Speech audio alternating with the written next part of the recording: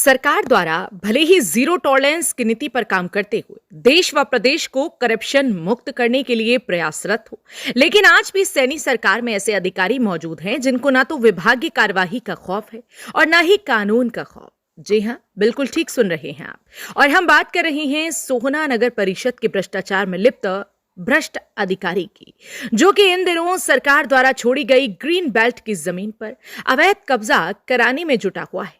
लेकिन इस अधिकारी की तरफ न तो सरकार के खुफिया विभाग का कोई ध्यान है और न ही विभागीय व जिले के उच्च अधिकारियों का। ऐसा भी नहीं है कि अवैध निर्माण करने वाले व्यक्ति को नगर परिषद द्वारा नोटिस न थमाए गए हों, लेकिन उसके बावजूद भी अवैध निर्माणकर्ता आशीर्वाद प्राप्त अधिकारी के साथ मिलीभगत करके धड़ल्ले से अवैध निर्माण कार्य कर रहा है। मेरा नाम हिमानी है और मैं इसी सोसाइटी में रहती हूँ, इसी एरिया में रहती हूँ। और ये जो कर रहे कंस्ट्रक्शन, ये मुझे लगता है इलीगल है, क्योंकि ये ग्रीन बेल्ट एरिया है और ग्रीन बेल्ट एरिया में पहली बात तो बिना परमिशन के आप कुछ भी निर्माण नहीं कर सकते हो। और इनको 2 बार नोटिस भी दिलवाया गया, उसके बावजूद इन लोगों का काम नहीं रुका है। और मुझे नहीं समझ में आता है कि या तो ये पैसा खिला रहे हैं या किस दबाव में ये नोटिस मिलने के बाद भी इस काम को लगातार कर रहे हैं, जारी करा हुआ है, रोक नहीं रहे हैं। तो इसकी शिकायत करने के बावजूद भी कमेटी वालों ने एक्शन लिया है, या लेने के बाद भी इन लोगों पे कोई असर नहीं हुआ है। आपको दिखाई दे रहा ये नजारा सोहना गुरुग्राम मार्ग के धुनेला स्थित ग्रीन बेल्ट का है, जहां पर आप देख सकते हैं कि ग्रीन बेल्ट के एरिया में अवैध निर्माण कर दुकानें बनाई जा रही हैं। बताया जा रहा है कि उक्त निर्माण कार्य को बंद कराने के लिए अवैध निर्माणकर्ता को नगर परिषद द्वारा अलग अलग तारीखों में 2 बार नोटिस थमाए गए थे। और जब नगर परिषद के कर्मचारी निर्माण कार्य को बंद कराने के लिए मौके पर गए तो उनके साथ अवैध निर्माणकर्ता द्वारा बदतमीजी की गई। अगर हम सूत्रों की माने तो यह सारा खेल परिषद एक्शन की शाह पर चल रहा है। लेकिन अफसोस की बात तो यह है कि अवैध निर्माण को बंद कराने के लिए कर्मियों के साथ बदतमीजी की गई, उसके बाद भी परिषद के आला अधिकारियों ने निर्माणकर्ता के खिलाफ कोई आगामी कार्यवाही नहीं की। और अब अवैध निर्माणकर्ता दुकानों पर लेंटर डालने के लिए सेंटरिंग लगवा रहा है, जो कि जल्द ही लेंटर डालकर इस अवैध निर्माण कार्य को छत डालकर पूरा कर लेगा।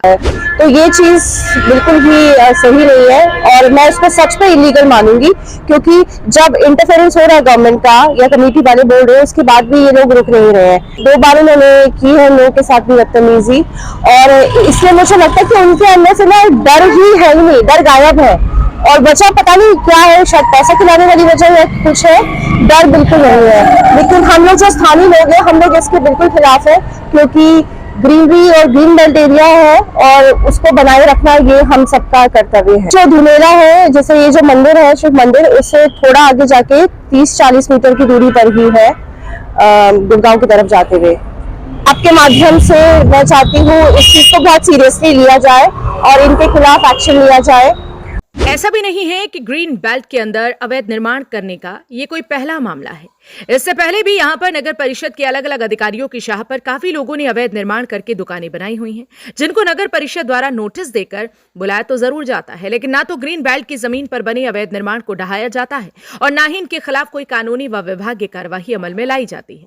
अब इसे नगर परिषद के अधिकारियों की ग्रीन बेल्ट पर अवैध निर्माण कर कब्जा करने वाले लोगों के साथ मिलीभगत कहें या फिर अवैध निर्माणकर्ताओं की दबंगई कहें, लेकिन फिलहाल देखना इस बात का होगा कि विभागीय उच्च अधिकारियों द्वारा इस अवैध निर्माण को ध्वस्त करने के लिए कब तक और क्या कार्यवाही अमल में लाई जाती है। साथ ही अवैध निर्माणकर्ताओं के साथ मिलीभगत करने वाले भ्रष्ट अधिकारियों पर क्या एक्शन लिया जाता है।